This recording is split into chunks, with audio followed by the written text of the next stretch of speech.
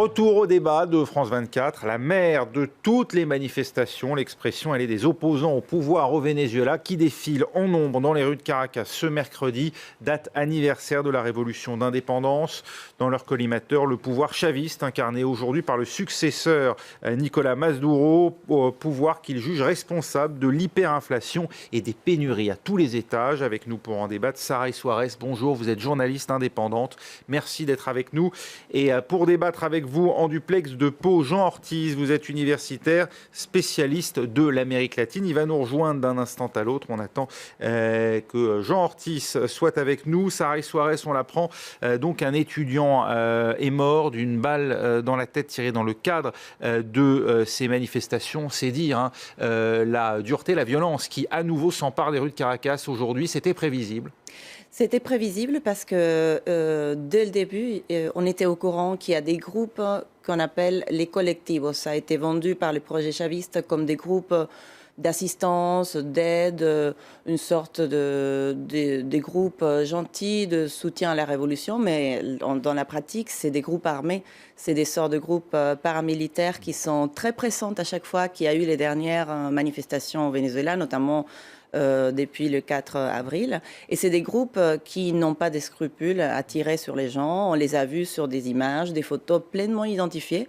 Et les autorités, malheureusement, n'ont pas réagi par rapport à cet groupe qui traîne dans la nature sans aucun type de contrôle. On parle de 500 000 personnes. C'est le pouvoir lui-même qui recommande l'armement de ce qu'on peut appeler des milices civiles. Vous iriez jusqu'à dire que le pouvoir encourage même ces débordements ? D'une certaine manière, oui. Et je peux vous dire par des reportages que j'ai faits sur le terrain, j'ai eu face à moi des interlocuteurs qui faisaient partie des collectifs et qui m'ont dit « nous avons les armes, on va les utiliser ». Et je vous parle de 2008-2009. Donc c'est une stratégie qui a été mise en place dès le départ. Je pense que le président Chavez, il savait qu'à un moment donné, il y avait un risque de perdre le contrôle. Enfin, l'amour ne dure pas toujours dans les relations de pouvoir avec le peuple. Et je pense que c'est une préparation qui était prévue. Le fait de se faire soutenir par ce type de groupe armé. Le fait d'armer ces milices, dans une période comme celui qu'on vit aujourd'hui, où il y a des enfants qui meurent de faim, des personnes malades qui meurent dans les hôpitaux, et l'idée de pouvoir penser à donner des armements qui coûtent autour de $10 000 la pièce à un groupe de miliciens, c'est quand même aberrant. C'est-à-dire un pays où on meurt de faim et on va le combattre avec des armes. Pour expliquer ce recours aux armes et cette nécessité même à ces soutiens de s'armer, le pouvoir de Nicolás Maduro invoque le risque d'un coup d'État, fomenté qui plus est depuis l'étranger. Il accuse le département d'État américain de chercher directement à le renverser. Est-ce qu'on est là dans l'utopie la plus totale ou est-ce que vous pouvez comprendre qu'on craigne du côté du Venezuela des pressions extérieures? On sait qu'elles s'exercent notamment par la voix d'un certain nombre de pays d'Amérique latine qui, il y a très peu de temps encore, aujourd'hui même, ont écrit un communiqué pour dénoncer les dérives du pouvoir au Venezuela. Bon, je pense que quand le gouvernement de Maduro parle de coup d'État, il faut rappeler qu'en 92, c'était Chavez qui a donné le premier coup d'État, donc ils savent très bien de quoi ils parlent. En même temps, le fait qu'il y a environ 11 pays qui sont prononcés pour demander justement le respect des droits de l'homme, le respect des droits à manifester, le respect de l'opposition, signifie que le gouvernement de Chavez et la révolution est en train de perdre cette alliance internationale qui avait été si caractéristique et si forte et si importante pour justement garder la force politique qu'avait le projet de président Chavez. La différence, c'est que Maduro n'a pas du tout ni le même soutien, ni la même force, ni le même muscle politique. Il n'a pas le soutien de gens. Le charisme qu'avait Chavez n'existe pas aujourd'hui dans le président Maduro. Et du coup, il doit montrer sa légitimité par la force des armes. Donc, la présentation qu'il a fait lundi, de montrer justement ces miliciens, de parler de combien d'armes on a, de combien de gens nous avons prêts à s'affronter dans un langage de guerre, montre justement à quel point ils sont désespérés à la recherche d'une légitimité qu'ils n'ont plus. Un coup d'État, Je pense que ça serait la pire nouvelle qu'on pourrait recevoir au Venezuela, parce que ça voudrait dire rentrer encore à nouveau dans un cycle de violence, dans un cycle militariste et militaire. Et je pense que c'est la dernière chose que souhaite l'opposition.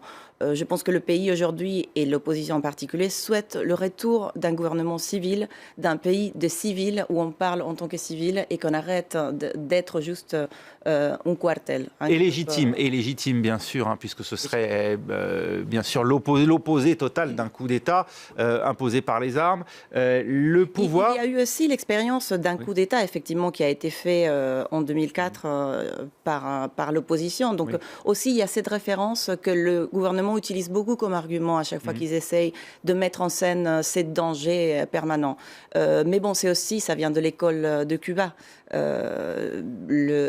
L'assassinat de président, le coup d'État, c'est un peu les fantômes permanents. Et les États-Unis, ça fait 15 ans qu'un gouvernement décide que c'est la faute, chaque détail qui arrive au pays, chaque tragédie qui arrive au pays, c'est la faute des Américains. Après 18 ans, je pense que c'est un argument qui n'est plus trop crédible. La légitimité, elle est où aujourd'hui? Est-ce qu'on peut dire que le pouvoir chaviste, la révolution bolivarienne, continue d'avoir le soutien d'une partie de la population, et notamment des classes populaires qui se sont longtemps reconnues dans les succès qu'incarnait dans les années 2000 ce mouvement politique, ou bien au contraire du côté du Parlement où l'opposition aujourd'hui est majoritaire?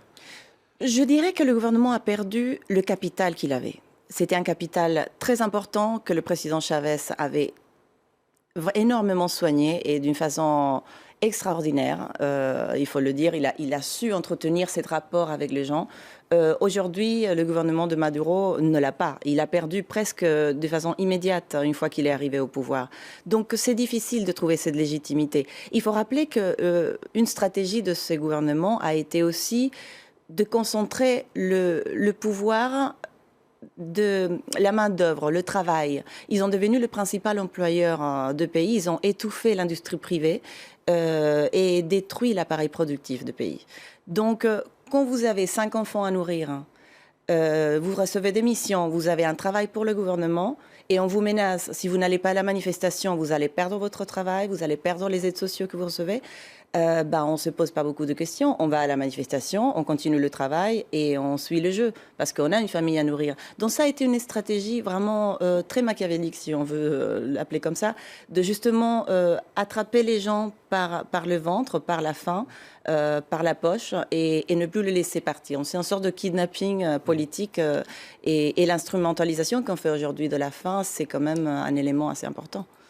Nous avons donc à présent avec nous en direct de Pau Jean Ortiz. Vous êtes universitaire, spécialiste de l'Amérique latine. Bonjour, merci d'être avec nous et de nous rejoindre. Oui, bonjour. Les manifestations ont lieu donc en ce moment même à Caracas. En majorité, semble-t-il, et il s'agit d'opposants à Nicolás Maduro. On apprend la mort d'un manifestant tué par balle. Vous vous attendiez à ce que, d'abord, il y ait aujourd'hui un mouvement populaire sans précédent au Venezuela et qu'il débouche sur des violences commises notamment par l'armée et les forces de police? Attendez, du calme s'il vous plaît. C'est une question. Il y a deux manifestations. Il y a deux manifestations, l'une dans le centre des chavistes et l'autre à l'extérieur, de la table, la table de l'unité démocratique, ce que j'appelle la droite. Voilà. Et effectivement, la droite est dans une nouvelle étape de cette stratégie frontale de chaos, de créer le chaos pour l'opération Salida, pour que Maduro soit chassé du pouvoir. Elle appelle ouvertement au renversement du président Maduro. Donc, ce n'est qu'une stratégie depuis des mois. Souvenez-vous, 2014, toute cette dramatisation, la même, 43 morts essentiellement des chavistes. Donc, tu calmes. Qui est responsable, d'après vous, de la mort de cet étudiant tué par balle aujourd'hui?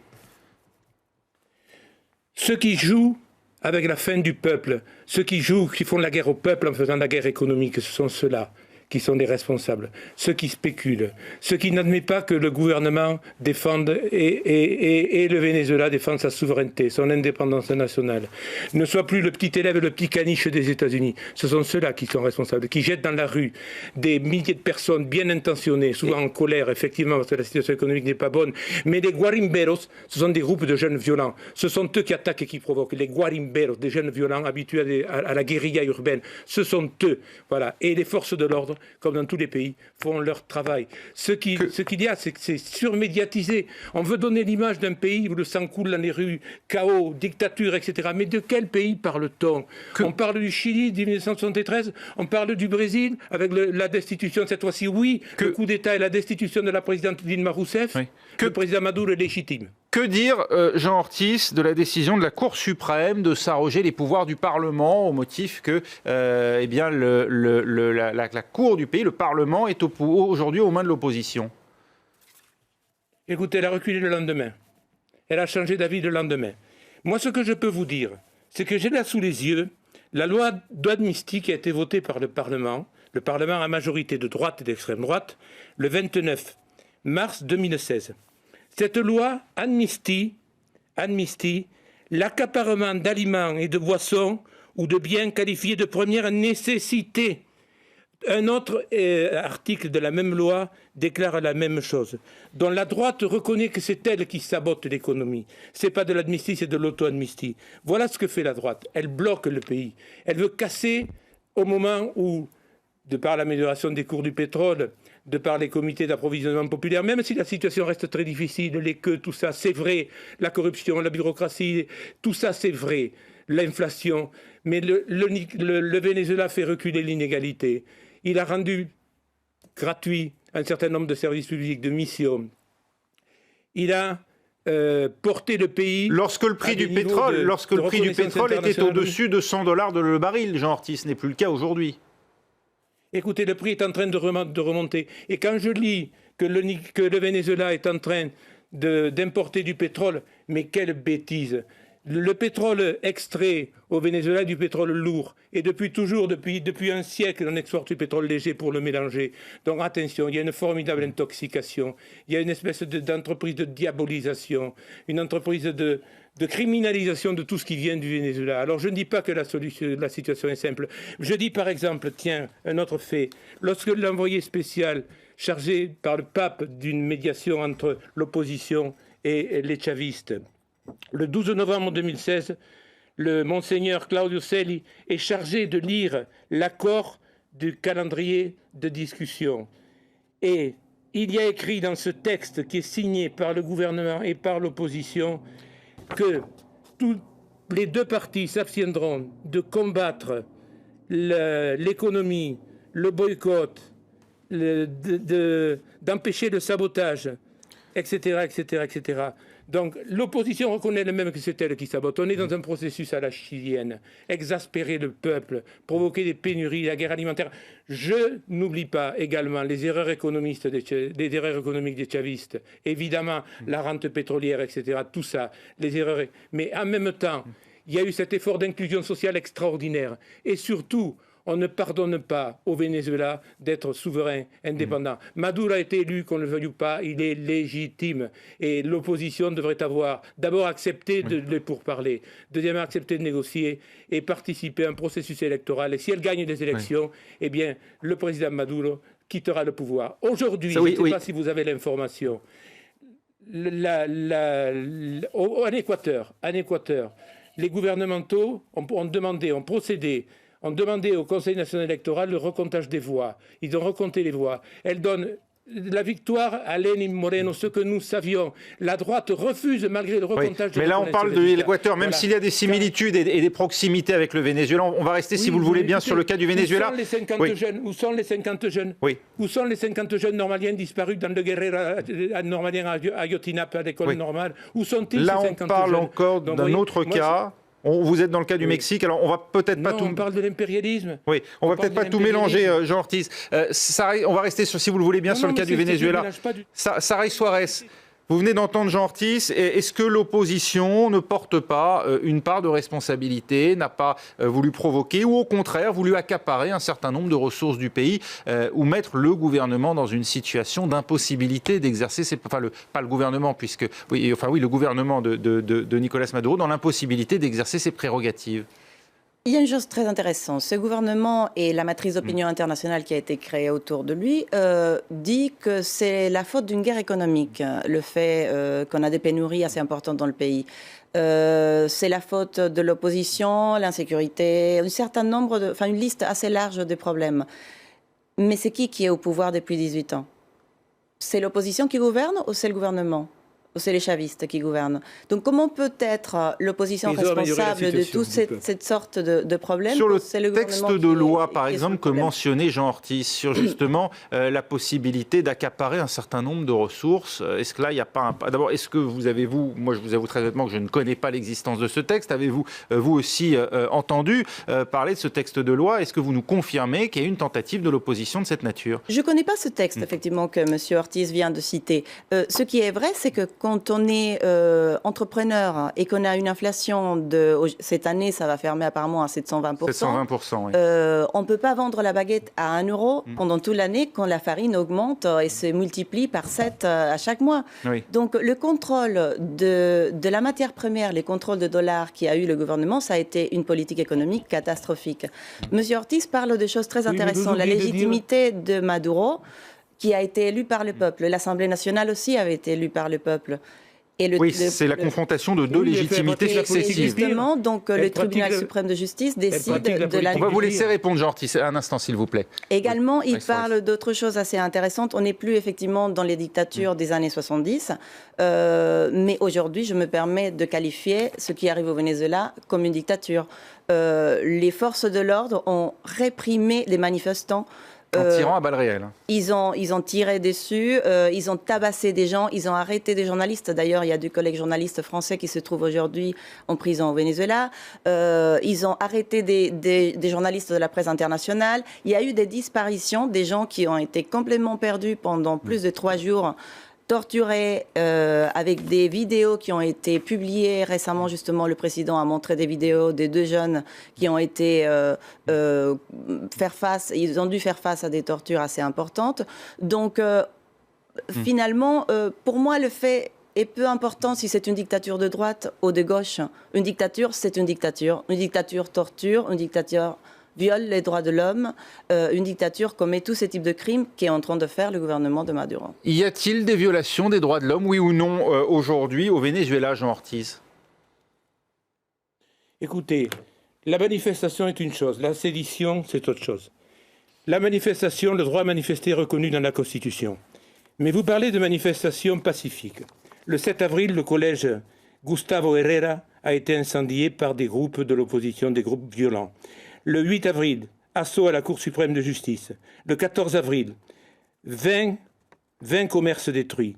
Le 15 avril, un incendie au siège du réseau de distribution d'aliments Mercal à Los Teques, des bibliothèques, des cliniques, des métros. Les journalistes de la chaîne publique VTV arrêtés, etc., molestés. Il n'y a aucune excuse à tout ça. Il n'y a pas de répression des manifestations. Une chose est manifester, autre chose c'est la sédition.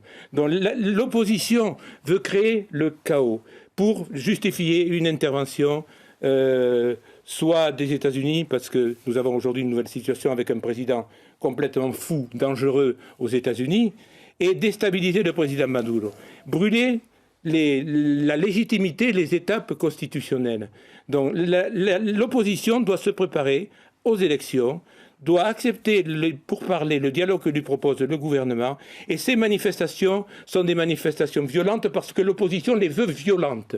Voilà. Et on ne montre que ça. On ne montre que ça en Occident. Quelles élections? On devait avoir des élections en décembre et le gouvernement n'a pas permis de le faire. Il devait y avoir un référendum. Il n'a pas permis de le faire. Oui, si on continue à ces rythmes-là, il y aura plus des élections au Venezuela. Donc il y a quand même un comportement où les élections... On les fait seulement quand ça convient au pouvoir. Et ça, c'est complètement inadmissible dans une démocratie, dans une vraie démocratie en tout cas. Non, vous savez très bien que les 2 principaux partis d'opposition, Voluntad Popular et Primero Justicia, sont des partis d'extrême droite. Vous le savez très bien. Donc il spécule sur les malheurs. Vous comprenez qu'on arme des milices civiles pour défendre le pouvoir chaviste aujourd'hui au Venezuela. Vous comprenez que le peuple s'arme pour défendre ses acquis et sa révolution. À la demande du pouvoir. Vous comprenez que le gouvernement est en train de créer des boulangeries populaires, des comités d'approvisionnement et de production qui concernent 6 millions de personnes pour tenter de résoudre la situation. Il y a un début de stabilisation économique et politique de la situation. C'est pour ça qu'il faut casser. C'est pour ça que l'opposition veut casser en ce moment. Oui. Voilà, pour défendre ses intérêts des classes. Parce que malgré tous les problèmes, la révolution chaviste depuis 1999, oui. Elle a amélioré les conditions de vie, les services publics, l'enseignement, la santé, etc. C'est indéniable, c'est incontestable. Et surtout, le pays n'est plus gouverné par le Fonds monétaire international. Souvenez-vous du Caracas en 89, le FMI, le paquet... Oui, mais 3000 morts, c'est comme ça qu'arrive Chavez, 3000 morts. Merci. Et le gouvernement était un gouvernement social-démocrate. Merci Jean Ortiz d'avoir répondu à notre invitation. Merci Saray Suarez d'avoir été également présente avec nous ici même en plateau à Paris. C'est la fin de ce débat. L'actualité vue du net, cette fois, c'est comme chaque jour un œil sur les médias.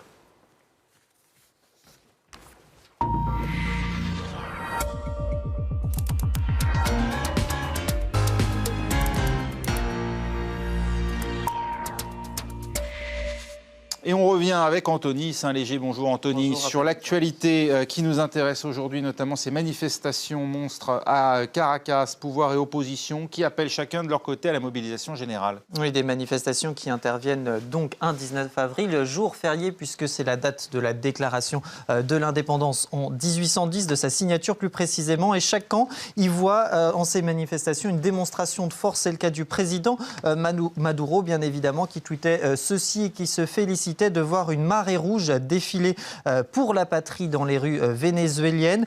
C'est une fierté qui a été relayée par certains internautes, c'est le cas de celui-ci. Pour l'opposition, c'était, on le sait, la mère de toutes les oppositions, comme le mouvement l'a appelé. Et Enrique Capriles, leader aussi de l'opposition, eh bien, se félicitait lui aussi de voir défiler, je cite, des millions de personnes dans les rues. Plusieurs internautes ont d'ailleurs relayé les messages de l'opposition. Plus de dictature, plus de violence, le Venezuela crie sa liberté. Autre internaute, c'est celui-ci qui nous dit c'est un grand jour pour le Venezuela. Il appelait sa famille et ses amis à se mettre à l'abri, mais leur demandait aussi de ne rien lâcher, car c'est vrai que ce sont des rassemblements en marge desquels il y a eu plusieurs violences. Des gaz lacrymogènes ont même été tirés par la police. Un opposant a même été blessé à la tête. Il est actuellement dans un état critique à la clinique de Saint-Bernardino. Alors, ces rassemblements sont aussi l'occasion de voir émerger des figures de l'opposition, des nouvelles figures de l'opposition, plus précisément. C'est le cas de ce membre, de ce leader du mouvement Volonté populaire, Asler Iglesias, qui dit même avoir reçu des menaces de mort de la part du gouvernement. Qu'importe, la peur ne m'empêchera pas de me battre. C'est ce qu'il déclarait à nos confrères du Los Angeles Times. Autre actualité, c'est la marque Adidas qui choque après l'envoi d'un mail aux participants du marathon de Boston. Oui, 26 492 participants qui ont reçu ce message de félicitations de la marque aux 3 bandes avec ce message. Un mauvais choix de mots puisque c'était le mot « Vous avez survécu au marathon de Boston ». Beaucoup ont en effet fait une capture d'écran de ce message et ont jugé le terme « survécu » déplacé, puisqu'on se souvient que le marathon de Boston avait été la cible d'une double attaque terroriste en 2013 qui avait fait 3 morts et plus de 250 blessés. Boston n'oublie pas, mais Adidas oui, nous dit cet internaute. Je sais que ça part d'une bonne intention, mais cela peut vraiment être mal interprété. Pas sûr que ce soit le meilleur titre pour un objet d'email, nous disait cet autre internaute. Je crois que vous êtes royalement loupé. Pour être poli, nous dit cet internaute, c'est une équipe marketing qui a été blâmée aussi par certains tweetos. Celui-ci a estimé que c'était tellement de mauvais goût qu'ils auraient pu même écrire « Eh bien, nous espérons que vous avez une explosion à la fin du marathon de Boston ». Cet autre tweeto nous disait même « Cher Adidas, je t'aime, mais vous devez parler à la personne qui s'occupe de vos mails marketing ». Et bien, face au tollé provoqué, la marque a bien évidemment réagi. Elle a présenté ses excuses dans un communiqué publié sur son compte Twitter et s'est dit profondément désolée et reconnu que l'email manquait, je cite, de sensibilité. Voilà, et puis enfin en Thaïlande, c'est bientôt la fin des vendeurs de rue à Bangkok, la capitale. Et d'ici fin 2017, la vente à la sauvette fera partie du passé. C'est ce qu'a annoncé la municipalité. Un impératif d'hygiène et d'ordre et surtout faire de la place pour les piétons. Donc adieu la nourriture de rue. C'est pourtant ce qui fait le charme et la réputation de la ville. D'ailleurs, en CNN, pour la deuxième année consécutive, avait même décerné le titre de la meilleure ville du monde de nourriture de rue à Bangkok. Beaucoup ont regretté cette interdiction. C'est le cas de ce correspondant du Guardian en Asie du Sud-Est. Voilà à quoi ressemblera mon stand préféré. Il y a eu aussi la réaction de plusieurs guides de voyage, forcément, puisque je vous le disais, c'était aussi un enjeu touristique. Cette blogueuse cuisine thaïlandaise regrettait même un enjeu culturel, puisque pour elle, c'est un élément essentiel du vivre ensemble. Toutes les catégories de Thaïlandais se regroupent et pour certains, eh bien, c'est surtout un mauvais filon que prend Bangkok qui suit le chemin de Singapour dans les années 80. Merci beaucoup Anthony Saint-Léger, merci à nouveau à Sarah Soares d'avoir été avec nous pour ce débat. Restez avec nous, tout de suite un nouveau journal sur France 24.